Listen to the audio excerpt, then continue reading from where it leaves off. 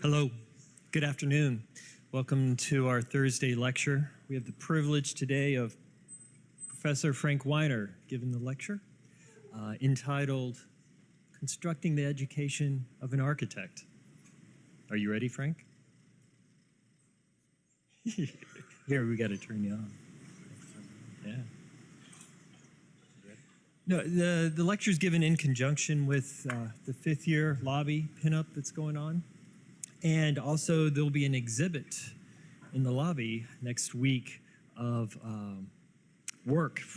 selected work from the Lucy and Olivio Ferrari archives that, where was it, Frank? It was in Marywood? Yeah. It's on tour, so it's coming to Kogel next week. So with that, Frank? What days? What days? All week. All week. Yeah, Monday through Friday. We'll be in the lobby. Okay.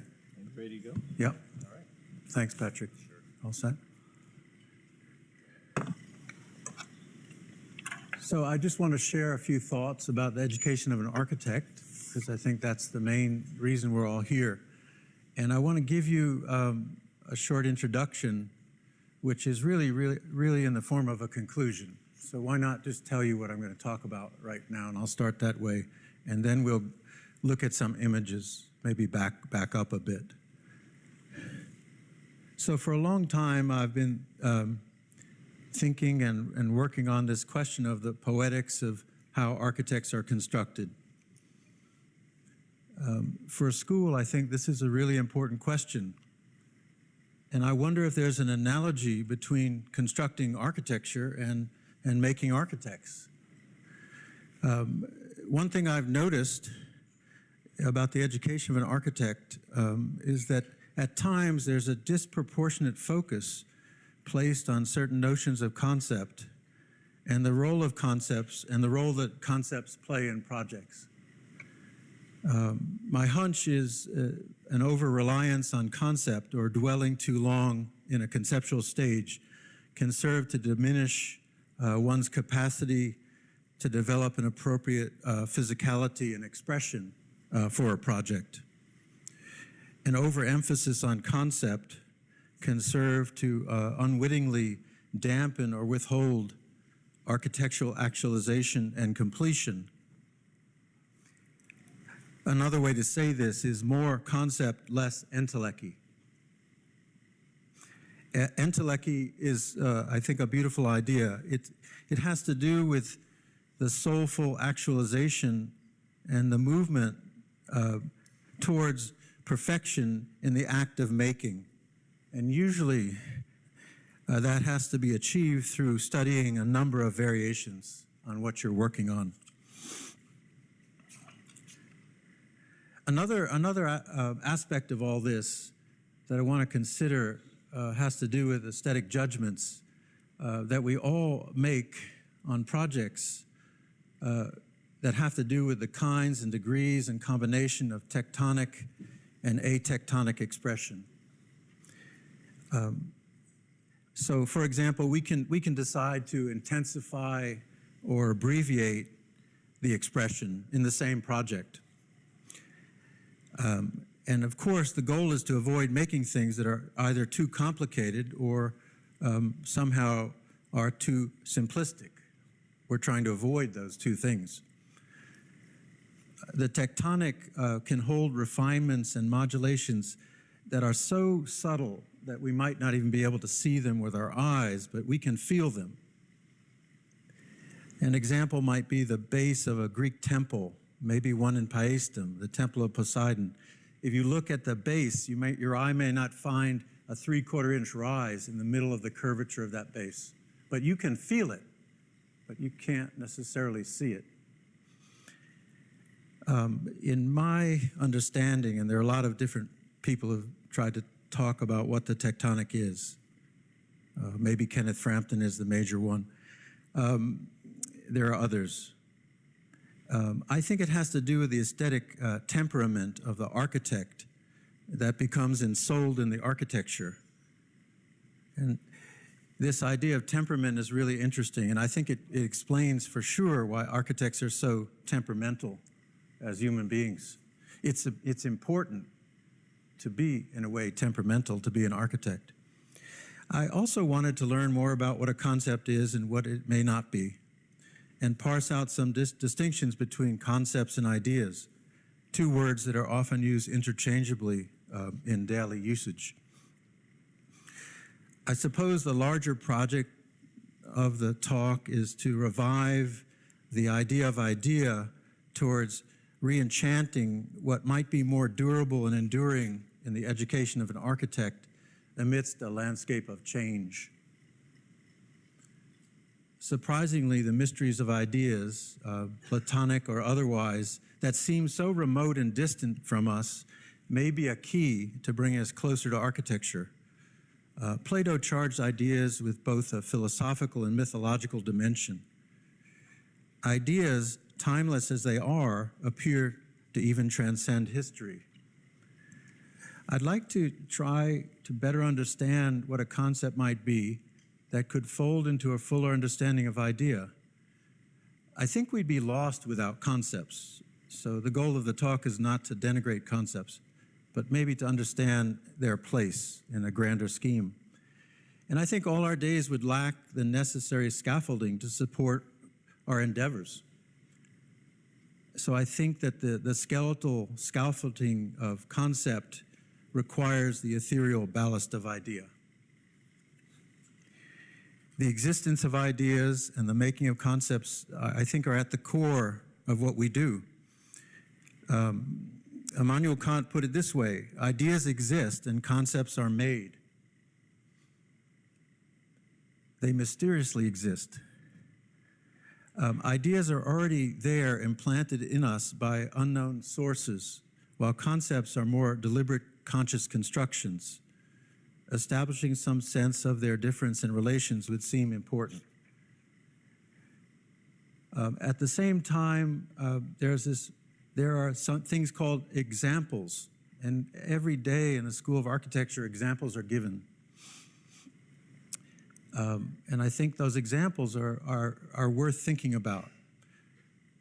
Examples, buildings or films or otherwise, are crucial bridges between concepts and ideas, which leads me to think more about what is an example. Why and how do we come to rely on certain examples? In other words, we come back to certain projects again and again, and what we might hope to gain by invoking examples. And I think this is for faculty and the students. You know, what are we gaining? Of course, besides working on your project, travel and reading, you know, will open the door to example. And I think good projects, in some obvious way, become exemplary projects. So there's a great chain of examples that each architect must construct in their memory, and the projects that you all make are part of that memory. I think, in fact, examples are memory exercises. They're exercises in memory, and we need to exercise our architectural memory so it can grow and deepen over time. I hope with this talk, if anything is accomplished, and any confusion it might cause would be productive as you actively engage, I think, a double condition. The projects that the faculty give you or the ones that you initiate, and the project of your education to construct yourself as an architect. So that's a sort of conclusion. But let's back up and look a little bit at some images, at some words that might clarify or amplify some of the things that I just introduced.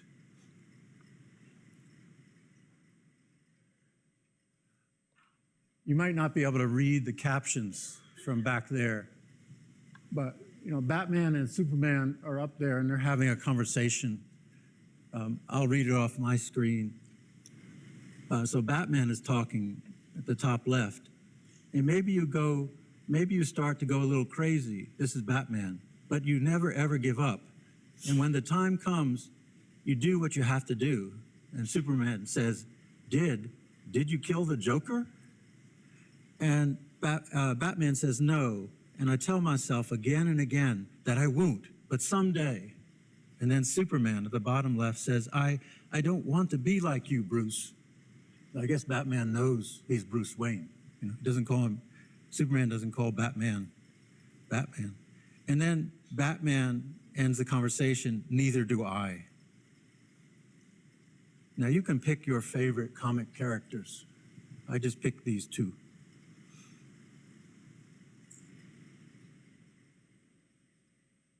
So there are two enigmas, I think, at the heart of what we do. This was from Wittgenstein, where he's talking about how philosophy, in a way, bewitches us, bewitches our intelligence through its use of language. In other words, it puts a spell on us. And down below is a kind of corollary. Architecture is a battle against the bewitchment of our perception by means of philosophy. So I think those two work together, sort of casting a spell in a way, maybe stopping us to get to the heart of the architect and architecture.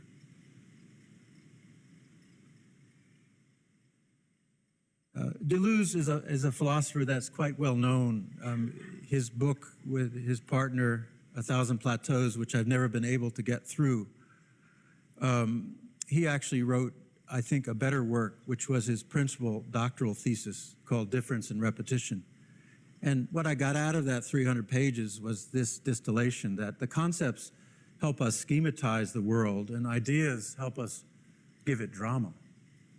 And this is where I think the concept doesn't have the same reach as an idea.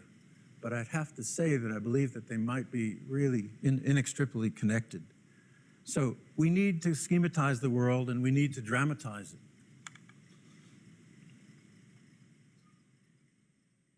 There's a plumbing riser diagram and two theater masks, ancient Roman mosaics.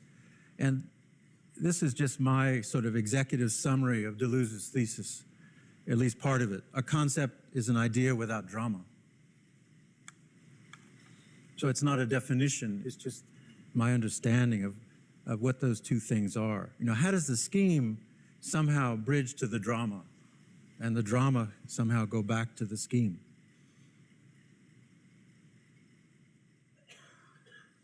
If you've ever seen this painting, it's a beautiful painting by Raphael called The Transfiguration. So you can see the dates. Let's just simplify it and say about 1500. And then Turner, J.M.W. Turner, an incredible artist and a brilliant thinker about art and about many things. He made a diagram of part of that painting 300 years later. So, you know, the question of when the diagram becomes very interesting. Does it come before? Does it come during? Does it come after? 300 years to draw this diagram. How long does it take to draw a diagram?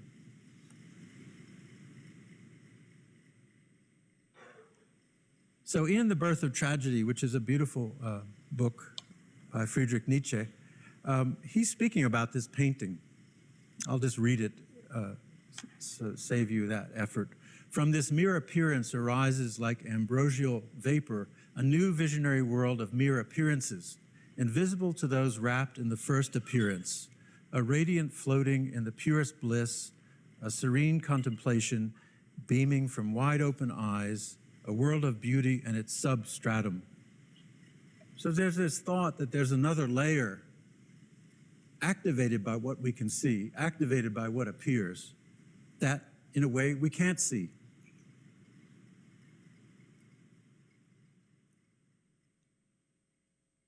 So clearly, you know, as a student of architecture, you're discovering yourself, but not self-expression so much as expression of the very idea of self, or even selfhood.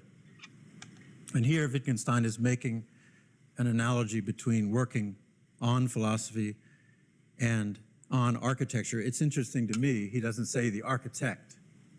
I think I would also read this about that being a philosopher and being an architect is really more of a work on oneself.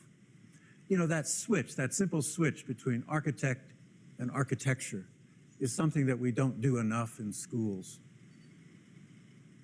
you don't get a bachelor's degree in architect, right? Or a master's degree in architect, but maybe you should. So again, think about that difference between these two, architecture and architect, and how we make either.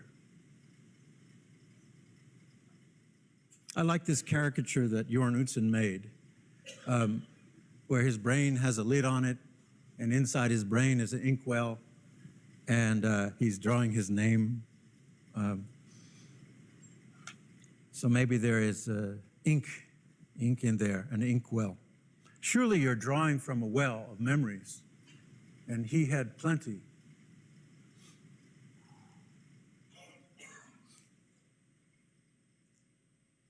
You'll see some of the work of Professor Ferrari, passed away in '94. He did a number of remarkable things, and there were a lot of other people here at that time. Some that are here in the room before I arrived, for sure. There was a talent there in making architects and also in making teachers. And we also have to realize that one of the work of a school is also to make teachers, because who is going to pass this on to the next generation? So I don't think you judge an architect by the number of buildings that they've made or that they've designed, but the quality of the ones that they did get built. So if you're here to build architects, that's a little bit of a different story. And this is the old high school building that you see in that photograph, which is now this architecture annex. The diagram, I think, is beautiful because it could be, in this case, about Olivio, but that big red arrow, the solid one in the middle, could be any of us.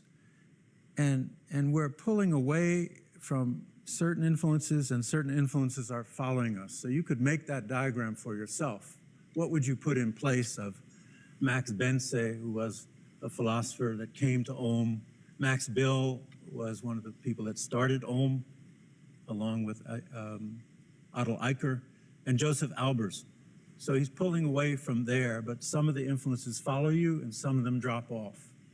So this is a real example, I think, of that this education is about the self and how you form it, how you construct it. And we have a lot of these diagrams in the archive that are very interesting. A lot of them are not signed and they're not dated. So let's think about arrows for a minute or so. I read this sentence from a philosopher. He basically said that Paul Klee is more important than Picasso. But it's interesting, if you follow any of the auctions, the Picassos are going to be at a much higher price than the Paul Klees. And in his paintings, in his drawings, you see a whole world of the arrow. And these arrows are embodied ideas of motion and movement and even the moods of a place. I mean, how can an arrow do that? And somehow Klee goes into an inner world, and it even seems that the world is before idea, before appearance. Is there something that happens before you see something, or before something comes into the world? A world prior to idea. I don't have a word for that. I don't know what that is. And a few of his works up there, one is a place being affected. It almost looks like a scene from a war. That arrow could be a missile. Two people in front of a window, or a saint in front of a window. So are these states of being that are prior to idea, before we can even articulate what they might be in language, or will articulating them take away from the power of that which is prior? A lot of these works are very small.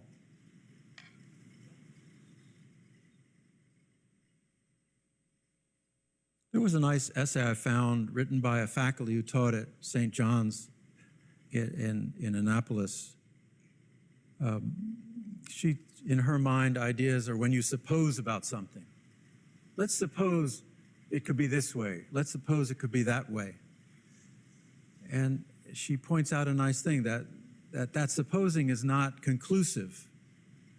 And we don't present it to sort of verify or find certainty in what we're doing. But they have the ability, an idea has the ability to contain a beginning and to contain an end. When you're working on a project, there has to be three things. You know, how you start, the middle of the project, which is where you get confused, and how you complete. But that beginning and the middle, like a first and fifth year, is the fifth year the chance to do first year again for the fifth time. So we don't have these things to verify. So here I'm trying to make the distinction between idea and concept, getting help from Immanuel Kant. And he says basically that ideas are not concepts. Let's be clear about that, philosophically speaking. But they're pure intuitions, and I think we all have some sense of what an intuition is. A pure intuition, that's a little hard to grasp. What would that be? And in his mind, the intuitions point towards vision. And my guess is that seeing is one of the senses that you have, but also how your mind understands. And that the concepts point towards touch, grasping something. So we have these two things that are intertwined. And he said that they both are co-present.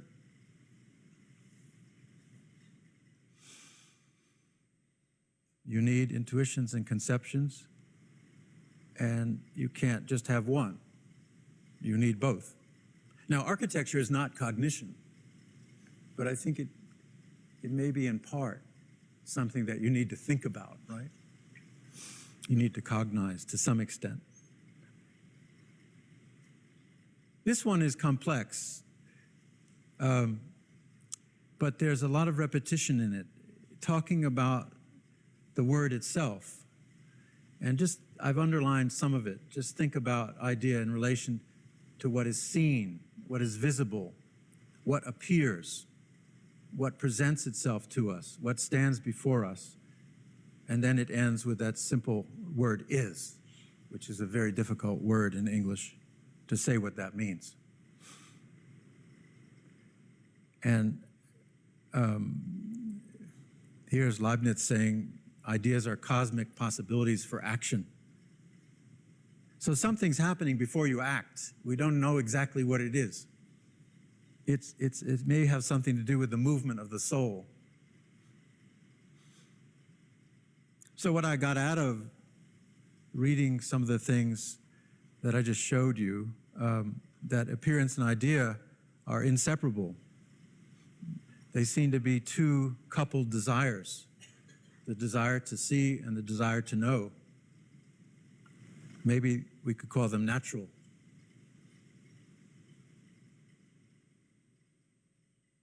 The story goes that Newton was sitting under a tree and he saw an apple fall. He was not the first human being to see that. But he had a certain insight and a certain realization about this simple thing that fell from the tree. And I think there's a little museum in the UK where children can kind of see a virtual apple falling.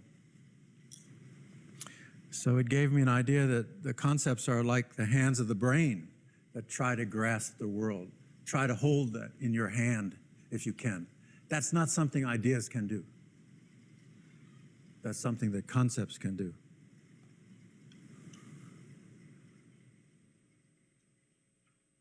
People have made sketches of that tree and saved the clippings from the tree and replanted the tree. But this idea of observing something that appears and wondering about it is crucial. So many apples fall, maybe on the same day. But what do all the instances of that falling apple have in common? And I think that Newton was looking for that. So if you're talking about diverse instances in any frame that I can think of or you can think of, diversity only makes sense if there's a possibility of a unity of one. It makes less sense if the goal isn't to make one.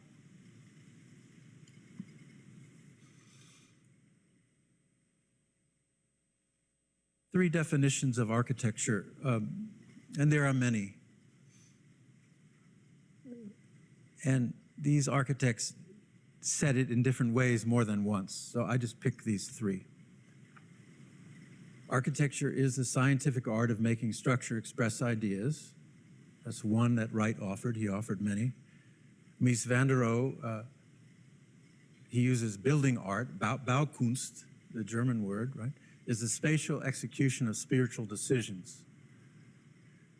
And Le Corbusier, quite a romantic definition, which has many different translations, but I just picked this one. Architecture is the masterly, correct, and magnificent play of masses brought together in light. And I think by light, he means the sun.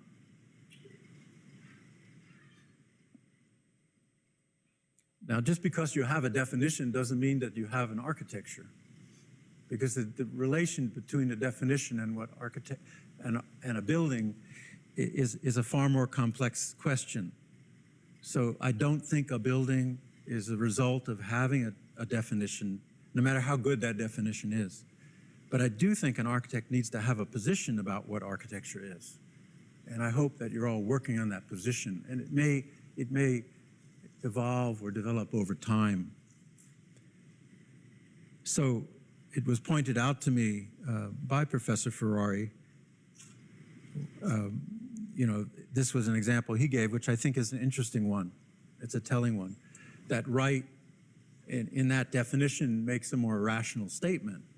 But if you look at the architecture, you may see a more romantic condition.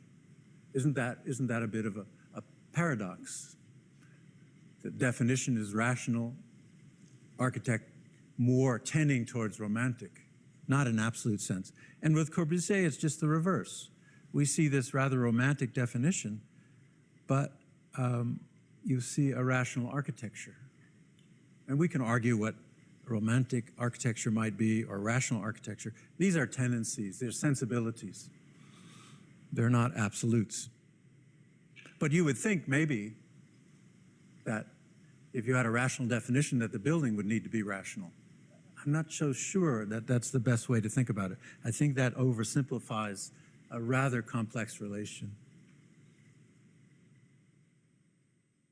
Again, from Deleuze's PhD, and I think he had to write two, what remains outside the concept is inside the idea. And then he says, to solve a problem, and he sees problems as discontinuities, you need continuity. So ideas may provide a certain degree of continuity that might be missing from the situation.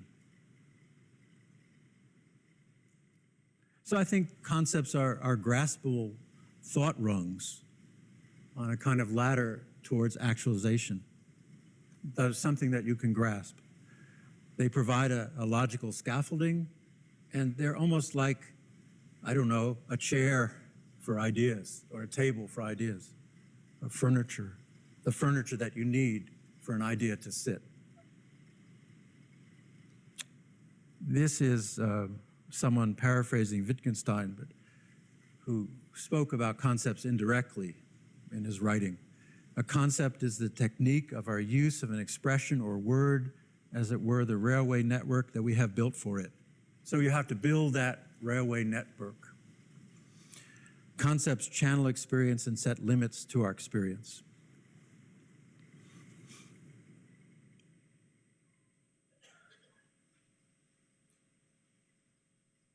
Many of you in the room have been to a place called Villa Panza.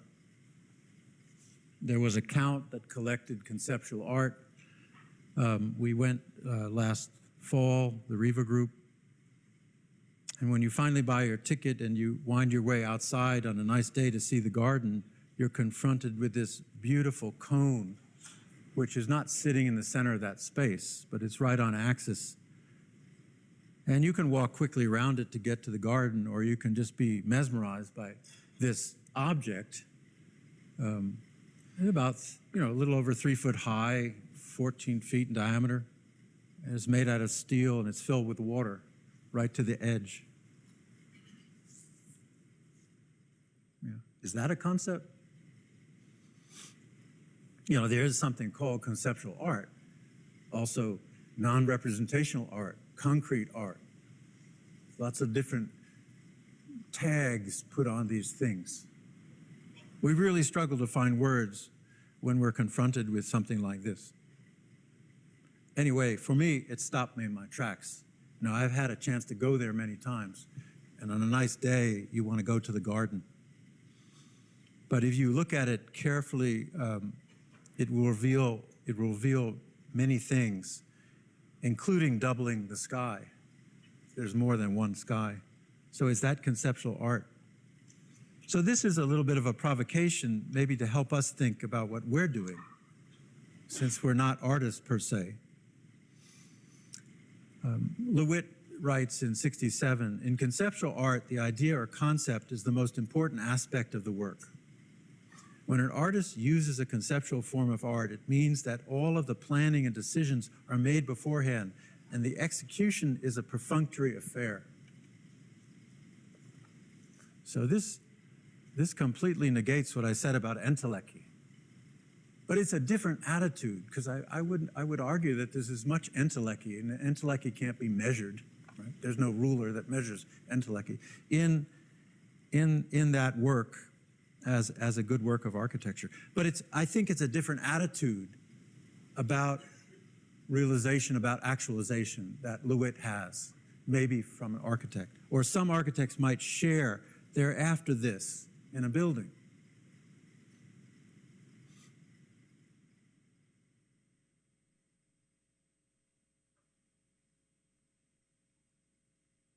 So let's think a little bit about examples.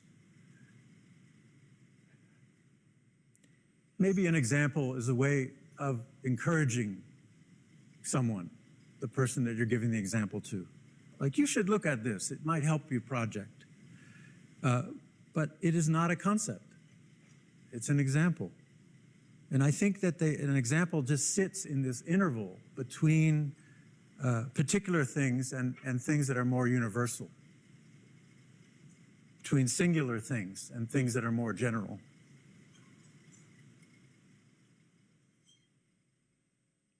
And Giorgio Agamben, who is incredibly productive scholar, really a reader, I would say, more than a philosopher, a great reader of books. He's saying, we always make use of examples. It's the most common thing we do, but it has no clear epistemological status. In other words, we can't say that the example itself has anything to do with a theory of knowledge. And we always use examples. We do it always, always. If you're in first year, I don't know if there are any first year students here today, you've already been, in a way, subject to a number of examples. And you're wondering, why is this happening? Why are the examples just piling on? What do I do with all these examples? Maybe an example is a kind of hint. You might want to look into this. So I think it's kind of a pedagogical post-it. I just spent a month taking post-its out of all the books that I've read. The problem is, put them in, what do you do with them? But I think it's a way to remember something. It's a way to remind you how important recollecting is to the education of architect. You almost have to remember to be an architect. You don't learn to be an architect, you remember to be an architect. And it sits at a kind of threshold of what can we teach, what can we learn, and what can we remember? I mean, maybe we can only learn what we can remember. So you probably need a good memory to be an architect, and you need to find ways to exercise that. I don't know a good architect that doesn't have a good memory about architecture. I've never met one.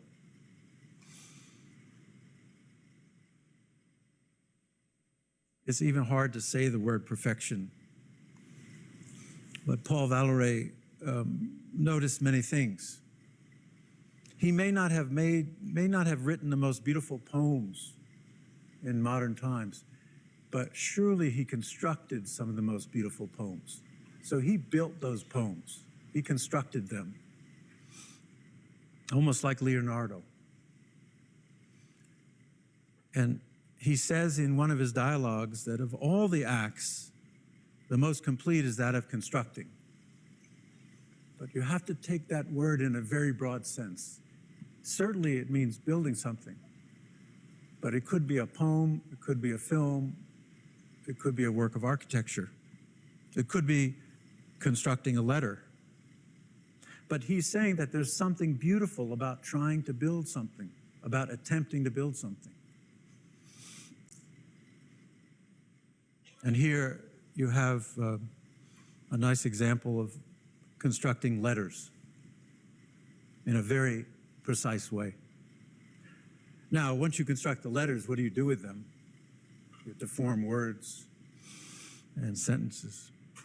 But the act of construction, those construction lines are so important to the thing constructed. So when you're making a drawing, try to construct the drawing. A piece of paper is a site. So is your desk. Another way to look at this pocket watch, they only made one, and it's not for sale. But it's made by a watchmaker who wanted to be an architect, Michel Parmigiani.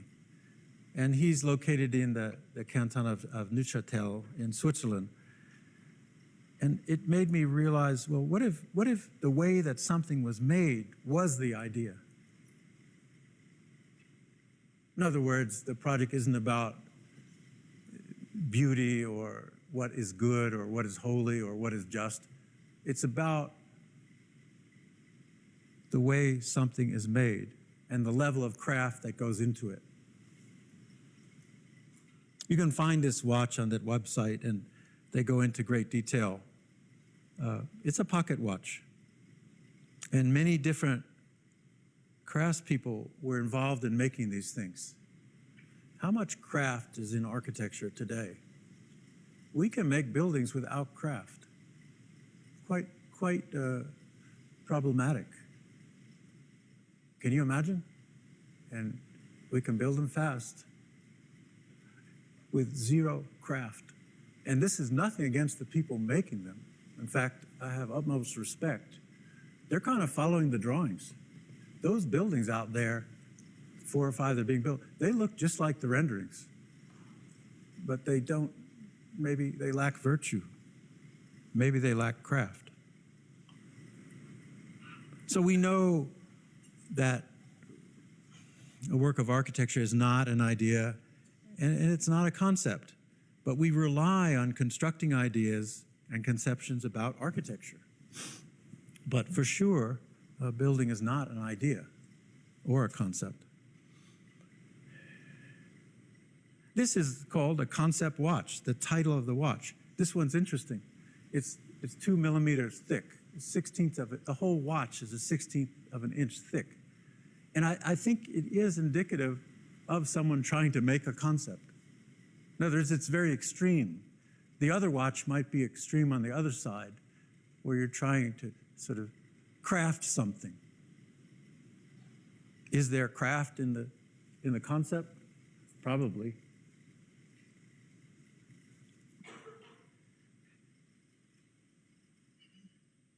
In the 2006 World Cup, Germany hired a firm to kind of brand the whole thing. And it says Land of Ideas. Germany, Land of Ideas. And using the flower from black to these beautiful colors. There's something nice about the flowers. You'll see some in the lobby, some diagrams of flowers next week. And they had, I didn't go, maybe someone had been to the World Cup in 2006. And this firm, Scholz and Friends, worked with Ove Arup, a really fine consulting firm. And they created these objects that were along a walk. In this case, they've got volumes of these great thinkers, and Goethe's at the bottom. And there are notable exclusions, notable thinkers that are not on that list.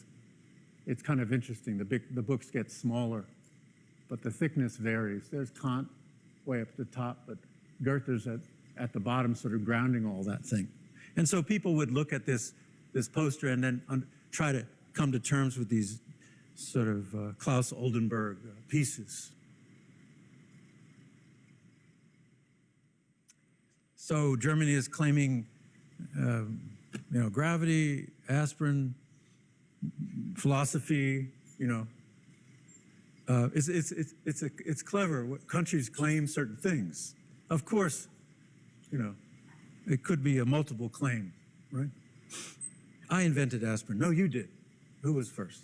But they're rather amazing things, and they had to be engineered and built.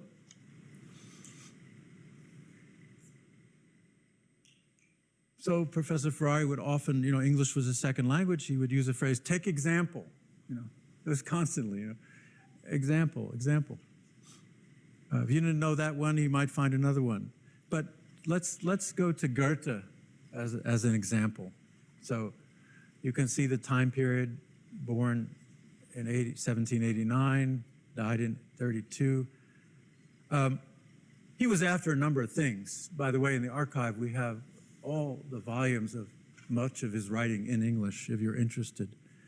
One of his crazy ideas is that he would find the first plant, the original plant. I mean, what a crazy idea, that there was one plant from which all others originated. A kind of super sensuous plant archetype in English. I won't even try the German. I know there's folks here that could help me. But what an incredible thing to imagine. I mean, there's a dimension of knowledge which has to do with imagination for sure. Where did he get that idea that there might be one that he could find that he would declare, this was the first plant? And everything followed that.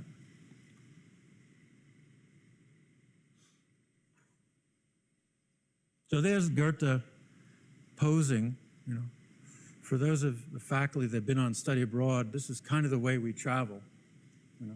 He traveled he was attended by lots of people. What I like about that painting is surely that frock or whatever he's got on, that's going to get dirty. So this is an amazing thing. That's kind of like an architect traveling. And then Andy Warhol, his take on Goethe. I mean, what does Warhol have to do with Goethe? It's pretty interesting that he would make a series of silk screens, and they're quite famous. And he says he's making this silk screen after the painter. So Goethe went to Palermo, to the Botanical Garden, because they had a lot of different species of plants. And in that ocean of diversity, right, he wanted to find the one. So without the one, how can we recognize the many? And I think this can even have a social dimension to it if we think about the situation that we're in. We seem to be lacking the one. It doesn't mean that we'll find it.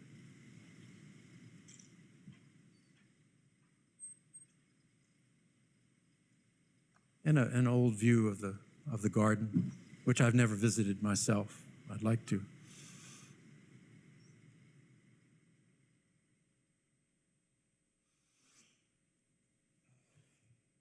Yeah, a number of years ago, Hans gave a talk, I think in room 300. He talked about the English word experience. And he showed us that there are subtleties within the German language that really actually made me realize how important experience was. And these are just 3 of the words, and it might have not been the 3 that you used. Was it the 3? Yeah. I remember that, right? I remember that. Room 300. And the students heard these words, it's like, what is this all about? Well, it's about how flat sometimes, and English, I think, is a beautiful language. Shakespeare proved that, how flat our language can be. You almost have to learn architecture in another language, I think. Maybe not English is the best language to teach architecture, right? But we assume that it must be the best language to teach architecture, right? So one of the words, erfahrung, and I'm sure I pronounce it wrong, and I try to pronounce it wrong every time I say it. I can find different ways. Was one that really caught me. An experience where one is actively involved in and gains knowledge from. So when Goethe was looking for that primal plant, maybe all of these things were happening simultaneously. In other words, active and tacit engagement. Erlebnis is a tacit engagement, a so-called lived experience, but it doesn't go very deep. It doesn't go very deep. And then Erkenntnis, it goes really deep. Activity of acquiring knowledge ranging from truthfully, veridically is another way to say it, recognizing objects of perception, also insights into human nature. So our word experience doesn't seem to contain that level of subtlety. But nevertheless, it's an important idea. When Goethe wrote The Morphology of Plants, some people pointed out he left out the roots. So then he wrote a little essay called Leaf and Root, where he says he has as much respect for the root of a plant as I have for the foundations of a building. This is something that we were talking yesterday in the studio, or maybe every day. The projects sit on the top of your desk, and that plane becomes a single line under every project, but we don't have the roots. So how can you have the flower without the roots? So he's saying that the deeper level, the foundation, it's left to reason, judgment, and the conscience of an architect. Luigi Snozzi said, an architect, and this is a paraphrase, without a conscience is a disaster, right? You have to have it. Goethe wrote about 2 buildings, maybe more, but the ones that I'm more aware of were 2 grand cathedrals. One is in Cologne, goes back to 1248. And interesting enough, the drawings do not have the foundations. Right? And I couldn't find them. I'm sure they're hiding in the internet somewhere. It's a problem if you only can read English. It's a big problem. But I think I've tried to become aware of my deficiencies in that respect. And you know, you can make a glossary in 5 different languages of a few words. That's what Ezra Pound did when he translated poems from Chinese into English. So make a little glossary, because not all the words are gonna be in English. But these beautiful drawings that were commissioned, and you can find Goethe's writings about these. And of course, Warhol always has to, you know, have his 15 seconds of fame, but he's smart enough to know that there's something behind this cathedral, and he probably read what Goethe wrote about them. So these are little postcards, little silk screens. They're actually quite beautiful. Goethe also wrote about Strasbourg Cathedral, or the Strasbourg Minster in France, sort of on the border between Germany and France. This goes back to 1015 and finished around 1440. And this I thought was a rather extraordinary painting with a single tower. Well, Goethe was inspired by these things. Rather remarkable. Sometimes we don't finish the building, but it's completed. It's complete, but it's not finished. And if you do a little digging, they found some drawings. This one is about 13 feet high and almost 3 feet wide. We could use some big drawings in the school. but not just print it out. I mean, to actually draw big things. We've been 8.5 by 11ized. You know what I mean? We print more 8.5 by 11 plans and sections and elevations. Okay, if you want to use 8.5 by 11, then at least work in a module and build up a matrix. But sometimes you need to make a drawing big. The building is taller than 13 feet, so we're not going to do it life-size. But sometimes you have to have a drawing that makes you stretch a little bit, not so compact like the scale of your computer. Beautiful drawing. And they think this person did it from the 1360s.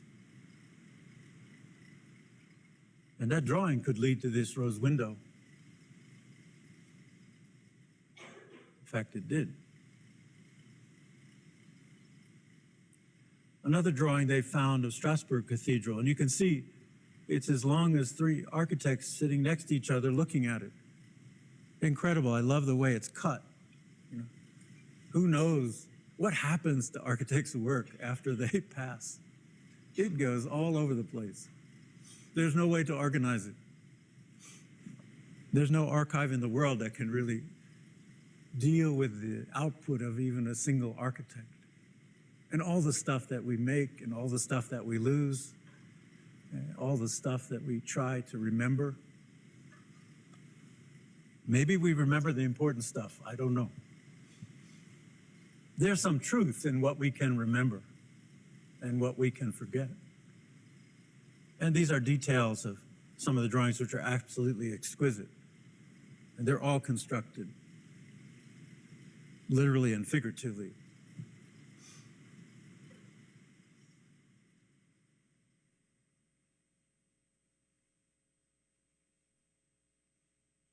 Look at the density of the lines.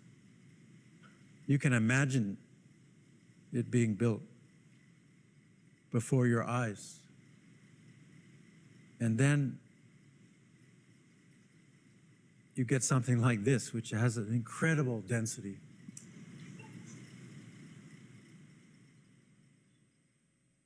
Every square inch is loaded.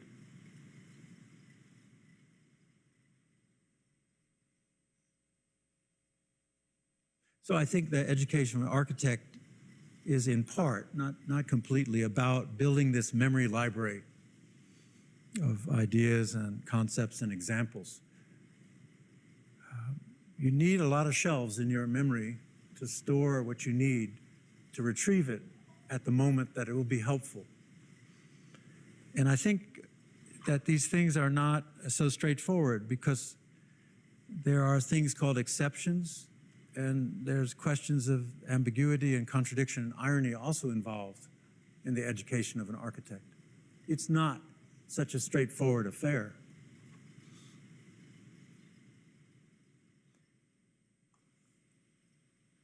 Just a little bit about this word, which may not sound like it's that important, this tectonic question. What I found is in the conversations about tectonic, and some of them are very good. I would say Frampton and Werner Oschlin are two of the best. There also is something that is less tectonic or atectonic. You can just put the word in front of it, right? It's an amazing thing from the Greek language to put the letter A in front of a word. So you can have spatial, aspatial. So some people have said that the tectonic is the poetics of construction. I mean, we have a thesis concentration area this year, a studio that's trying to work under this umbrella. The probity of architectural form, that one even touches upon an ethical or a moral stance when we talk about probity, or the relationship between inner structure and the outer raiment. Raiment is the clothing, what you put over something.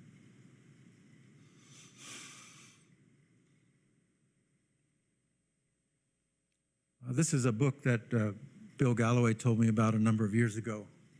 I don't know if Bill is here.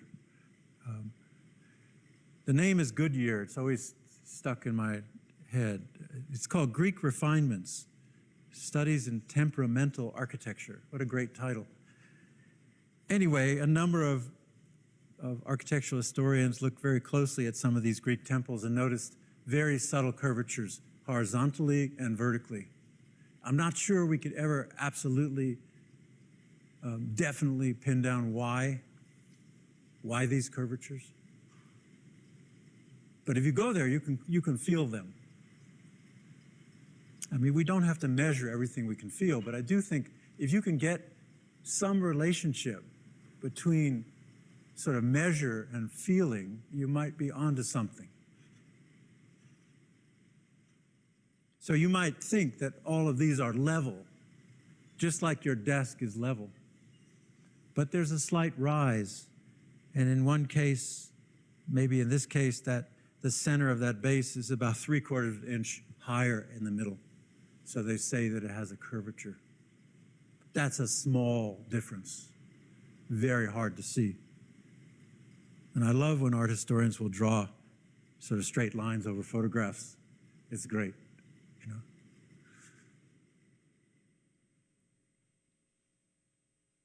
As Pestalozzi said, there are no lines in nature. Right? Are there lines in the building? Are those edges? How do you measure an edge that's eroded over time so that there isn't a clean edge to it? Don't mind me, I was just having fun trying to learn one of the software programs. I wish these were more carefully constructed. Because I looked at them and there's something not right about them. But that's you would have to do it 100 times to really get it right. How tall? What is the swell? What is that curvature? So the education of an architect is the patient construction of the tectonic soul of an architect. When Olivio Ferrari passed, Kenneth Frampton wrote that Olivio Ferrari was the tectonic soul of VPI. VPI was the old name of the university. I thought it was a beautiful thing that he wrote. He didn't really know Ferrari that well, but Frampton is the kind of person that picks up quickly on things. But I thought, what if we're patiently helping you build that tectonic soul? Now, that's not your project, but that's one of the reasons why you might be here, right? The projects come and go. I mean, we all give you projects, but this project, that's a different one.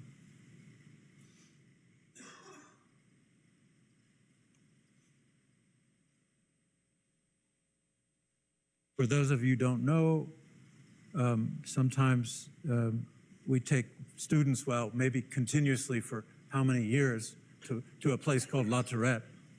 Why do we keep going back to the same building? It's a magnet for your soul. It cleanses your palate. Once in a while, an architect needs to cleanse their palate. This is one of the underground crypts, these are extraordinary spaces for the students that are here that were with me in Riva. And most groups get a chance to see these underground spaces. Really, really remarkable. And there you can see where, in a way, paint becomes the material on one side and concrete is the material on the other side. Is this tectonic and atectonic at the same time in the same room? I think so. I'm not saying that the tectonic has more presence, because we don't have a meter, we don't have a way of measuring the presence of something. But surely there's a different idea between showing the formwork and showing the paint, as if the ceiling is made out of blue, or the wall on the left is made out of red or made out of yellow.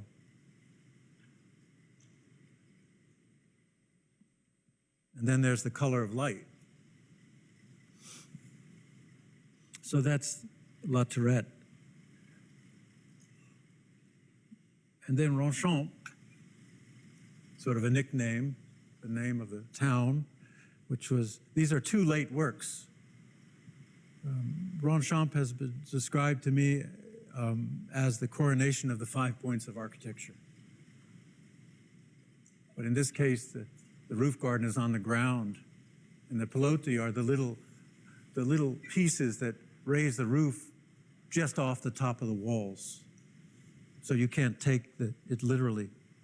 And this is a strange view, but also showing the rough rendered surface of Ronchamp, sort of made out of white, and then the traces of the construction. Again, in a small space, the same conditions.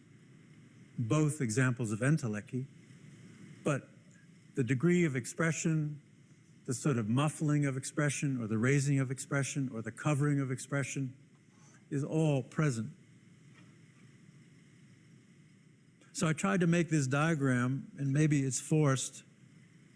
Apositional is just a fancy word for meaning putting things next to each other, side by side, of what's involved in constructing an architect. So I put example in the middle, because the X fit nicely with the diagonals. It's a little bit of a shell game. The architecture, the discipline, is on the left, and then the architect, the person, is on the right. Idea on the left, concept on the right. And again, these are all dotted lines, so there's influence back and forth, vertically, horizontally, diagonally. And then underneath the architect on the right is the idea of touch and poetics. And underneath idea is architecture, vision, philosophy. And I put the word brain in there because Olivio was, I thought, rather clever. He rarely said the word mind because it was such a highfalutin idea. But the brain of an architect. What's in the brain of an architect? The eye, of course, is there, leading to the hand, leading to the line, and then a curvature that is going to somehow connect the form to the line. You can make your own diagram of an architect. And then the idea of mirror, we sometimes think what's inside our head is a kind of mirror of the world, or sometimes the world is more like an echo. So mirror moves closer to the left and echo to the right. In no way is it anything more than a formulation, a diagram based on a kind of construction. I think we could make a number of these. So I just want to end with this one image of a much simpler, more humble program. We looked at the churches. It's a little garden shed, but I think it's quite a nice one. And as I say, it's somewhere in Blacksburg. So the soul of that architect is ensouled in the building. So I think it's hard to separate architecture from the architect in the end. So I hope I haven't made such a split, because I think they're one. And thanks for listening.